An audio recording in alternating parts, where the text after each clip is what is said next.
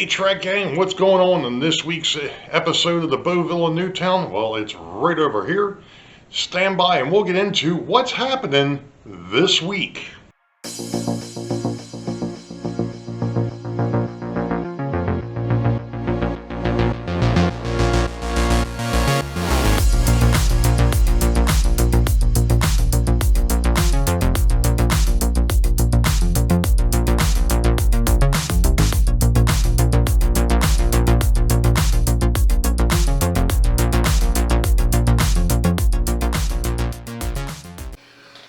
Well, hello Track Gang, and welcome to episode 30, I think.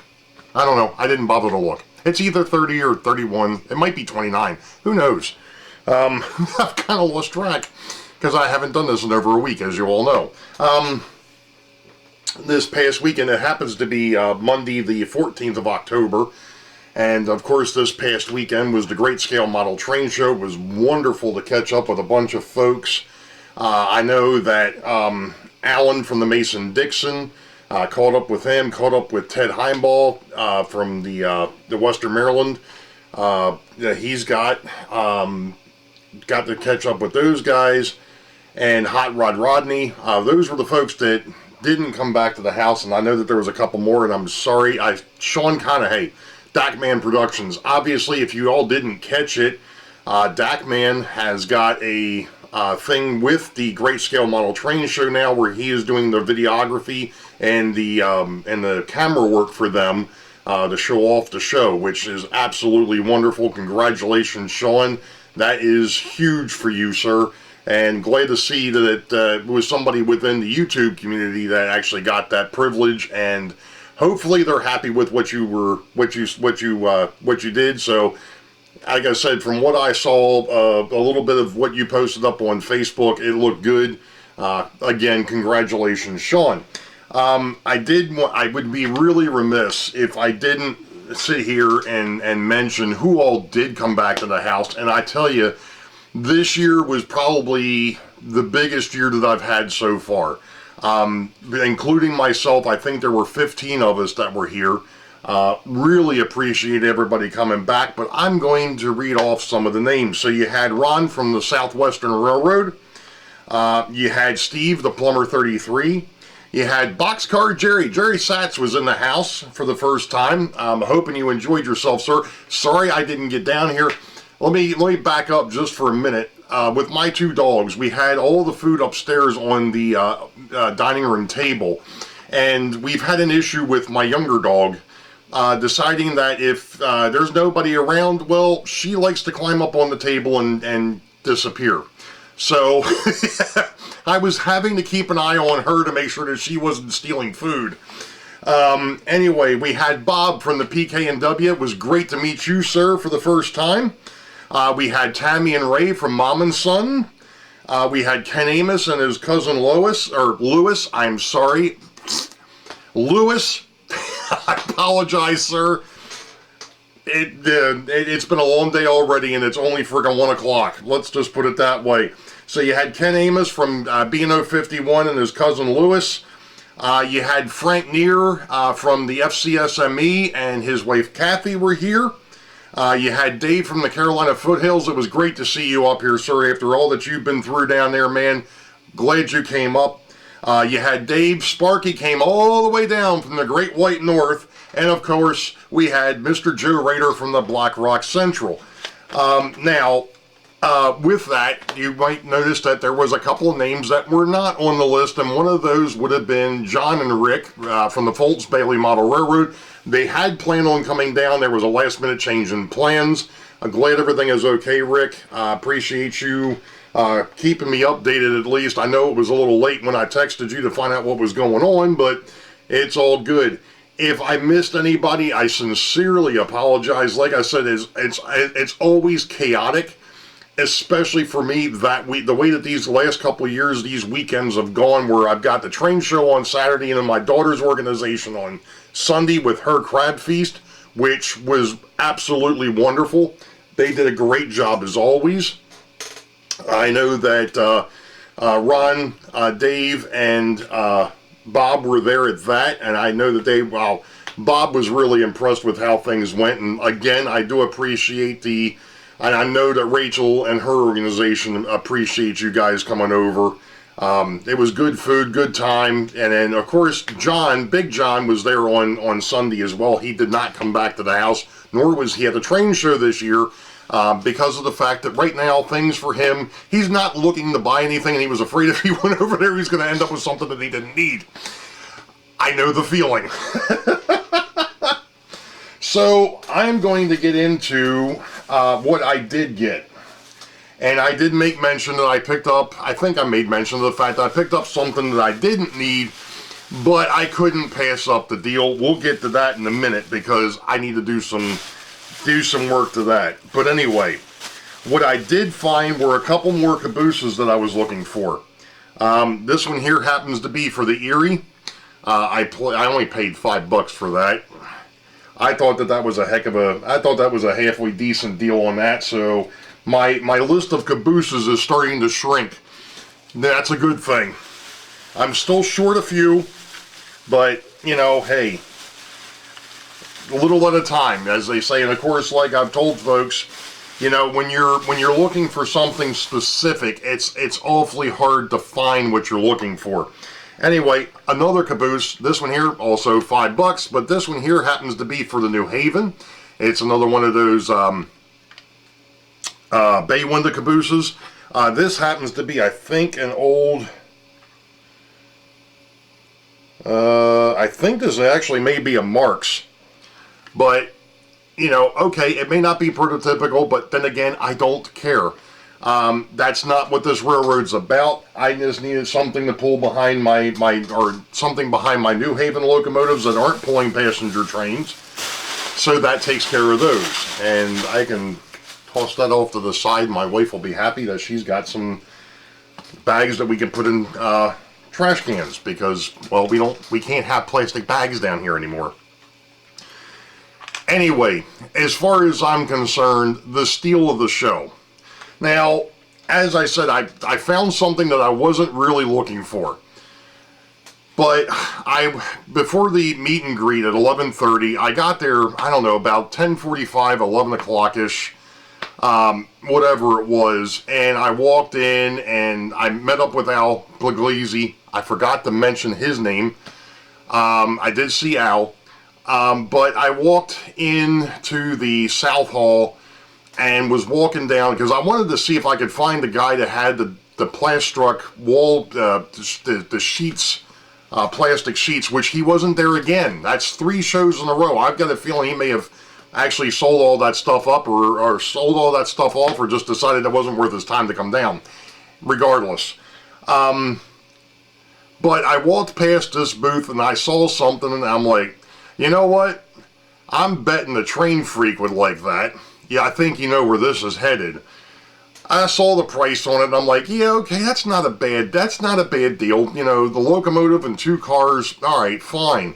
Well, I kind of was like, I want to find the stuff that I'm looking for first. I went there looking for the truck tuning tool that Micromark puts out. Nobody had those, or at least I didn't see them. Obviously, like I said, I went looking for that sheet styrene. And like I said, I wanted to find those cabooses too, which I didn't see the first time through. So I went ahead and I moseyed on back. We caught up with the group, talked to them for a bit, and then we kind of went about our separate ways. And then I walked back up there, and that locomotive and 2 cars was still sitting there. And I walked the show again. And then when I came back over in that South Hall, I passed it twice and didn't notice it. There was a fellow, his name's Reggie. Reggie, if you're a new subscriber to the channel, thank you very much. It was great chatting with you. He's from, or is a part of, I believe, the New York, New Haven, and Hartford Historical Society. So that's the old New Haven. That was the beginnings of the New Haven. And him and I got to chatting about catenaries and so on. I mean, it was a great conversation. So that's where I picked up the 2 cabooses, and thank you again, sir. I do appreciate that. They will be, once I get them converted to KDs, because I do have to get KDs on the one end because of the fact that I'm not 100% KD couplered yet. I do have to, and in fact, that was one of the other things I was looking for at the show. I did find them, but I wasn't paying $100 for what they had there. I'm like, no, I know I can get them cheaper elsewhere. So, not at his booth, it's at another booth, and I was like, yeah, there's no way I'm paying $100 for these things. Any rate, you know, like I said, I got to talk to Reggie for a bit, picked up the 2 cabooses, and then I walked back up because the next booth over is where I saw what I picked up. It was the 3rd time through. I picked it up, I looked at it, I put it back, and I'm sitting there and I'm beating myself up. It's another one of these things where I didn't want to pull the trigger because it's not a railroad that I model, and I'm not sure if it came this far east. But regardless, the paint scheme is of course on this set is absolutely wonderful. If it's a custom job, whoever did it did a great job with it. The set was $35. Now, might be a little bit pricey, maybe. The locomotive to me itself was probably worth the money. So what am I babbling about? That is what I picked up. This is a 2nd generation Athearn Athearn drive, so it's not the newer drive with the flywheels. It's the one after the hi-fi but before the flywheels. It runs. It needs maintenance because it hasn't been running a bit. I could tell that. And then what came with it for $35 were a pair of passenger cars, the Stone car, and of course the Observation, or the tail end car. So, and I don't know the manufacturer on these. Unfortunately, it's not really marked. These could be Athearn. I'm not 100% certain. They don't look like it, but again, not a huge thing. Now, one of the interesting things is, and I'm not sure if it's going to show up real well, you can see that this is supposed to be a lighted car, and that is a custom modification. I can tell you that because I don't think I've seen anything quite like that before. But I'll take them apart, clean them up, see what they look like on the inside. I understand. Oh, stop. Stupid watch. I wasn't asking you a question. But, you know, like I said, the locomotive alone, I mean, even the fact that the fan is, you know, this thing, I was like, you know what? I'll like I said, I'll take it home, clean it up, see what we got. Like I said, I did run the locomotive. It does run. It just needs some help. So that's what I'm going to get ready to dig into over here. If I find something interesting with what I've got, I will let you know. Otherwise, the next time you probably see it will be on the layout. So let me get into this thing and see what we got. Alright, Track Gang. Well, I didn't show it, but I did run into a little bit of a problem with this. Something that I've never actually run into before. While I was working on it, after I put it all back together, after I cleaned it up, put it all back together, you know, re-greased it, re-oiled it, which it's running like a frickin' sewing machine now. It stopped running. And I could not for the life of me figure out why. I went ahead and I pulled the motor out and I put power just to the motor and it was running. I'm like, alright, what's going on here? Well, I noticed that one of the brush springs that happened to be the one on the bottom, of course, which meant that you had to pry the thing out of the frame, which sucks. If anybody's had to do that, it's not an easy feat to get the thing out and then get it the back in. I got it out, pulled the brush spring, or pulled the lower brush, and realized, well, first thing I noticed was the feelers that are on that bottom of the motor, they weren't making good contact with the frame. The frame also needed to be cleaned, which I did. I cleaned the frame up a little bit, bent those prongs back. Still wasn't, if I put power to those prongs, I still wasn't getting anything. Pulled the lower brush spring, because I knew the top one was working. And when I pulled the lower one, you know, usually you got to be really careful because that thing will shoot out at you. Yeah, no, it stayed inside the motor mount, so I knew what the problem was. So I kind of got in there and fiddled with the spring a little bit, got a little bit of tension back in it. Now this thing, like I said, is running like a freaking sewing machine. So the locomotive is good. I've cleaned it all up, cleaned up the wheels, so on and so forth. I'm going to take a look at these two passenger cars and see what we got there. So we'll be back.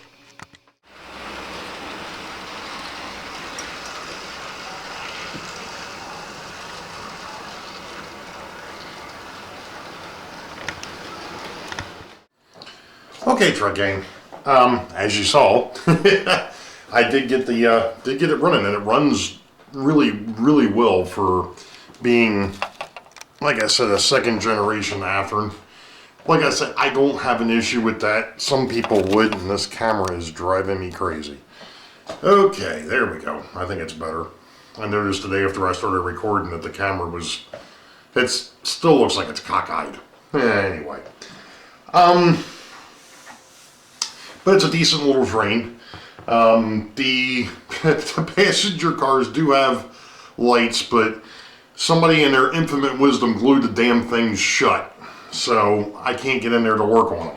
And I'm not about to break the passenger cars just to get in there and mess around. So it is what it is. I would be remiss if I didn't mention that in also with all the other things that were going on, I got a sticker and a card from Mr. Ron Montague over at the Southwest Railroad, and thank you very much, Ron. And there was one other thing which was very cool. Tammy and Ray over at Mom and Son. I just get to make sure that I get it somewhat. There we go. Very cool. Very cool. And of course, with the weather the way it's been here, at least the last couple of days, it's been chilly, so that'll come in handy. Anyway, I think that's going to wrap this up for the moment. I don't think I've really got anything else that I need to touch on. I haven't done anything on the railroad, obviously, as I mentioned. The gang that was here Saturday, you know, trying to get things together and get things set up for Saturday last week, I did not get a chance to do much down here at all. Which, you know, it is what it is. And I feel bad because everybody came over here and we didn't fire up the layout once. I take that back. I think the layout did get turned on, but the trains never did move. Sorry. I did. It was just, you know, hosting. Open house hosting, you know, I hope that eventually, and I was telling Ken Amos about this and Lewis about, in fact, Joe Rader knows about it as well. There is one spot underneath the city where the passenger terminal is. I've got a bad contact or a bad rail joint underneath of there, and when the trains run across it, you can see that the daggone things spark. That's problem one. The second problem is 9 times out of 10 they won't come off. They won't come. That's the southbound run. They won't come out of the passenger terminal.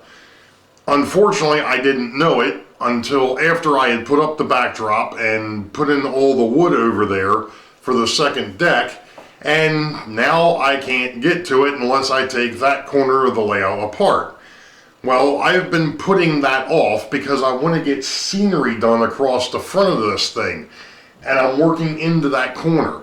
So once I get done working on the front part of this, as soon as you come down the steps, which reminds me, probably within the next couple of weeks, I am going to do another layout tour because I know I've got a bunch of new subscribers, and instead of having them go back and watch some of the things that have gone on or to try and find the layout tour, I'm just going to do a new one. Basically an updated one, because I know that there's been a bunch of stuff that's changed since I did the last one. So I'll do an updated one, and I am going to, I think, once a year-ish, give or take. I'm going to make up a new playlist on my YouTube page, which will be overall layout tour update or slash update. So it'll be like every 6 months to a year to show, hey, this is where we were at this point last time, this is where we're at now. And of course, going back to the whole thing with the scenery, it's one of the reasons why the interurban still isn't working either. It's because I haven't run any of the power up underneath of there yet, because literally I haven't gotten to it. I don't look forward to getting up underneath of this thing to run more wiring. In actuality, it's not going to be too bad because it's the second deck. Now, I can stand and do that, but there are some spots that I have to get underneath the layout and string wire. But I think that, actually I take that back, I think that part's done. It's just getting it up underneath the downtown or the uptown area, the downtown area, and then of course out here onto Wykert Hill. I just haven't gotten up the, again, because of the fact I'm trying to get scenery done, I didn't want to mess with running more wire until I get some of this other stuff done. So we're gonna get there. As somebody mentioned a while back, I think it was Big Bill over at the South Brooklyn Railroad, this is a marathon, not a sprint. So, you know, I've got trains that I can run. I've started some scenery. Now it's time to start really digging in and try and get some of this scenery work done and go from there. But you all know the deal. Wait for the highball. Green tracks ahead. Be safe. I believe Missy has this Sunday, and I will have the Sunday after, I believe. I think that's how it's working. I don't know. The schedule's been in turmoil because of different things that have happened, and I hope that everybody that was affected by by Hurricane Helene and by Milton, everything is working out for you all. Prayers to everybody down there, but you all know the deal. Wait for the highball. Green tracks ahead. Be safe. God bless. We will catch you all next time. See ya.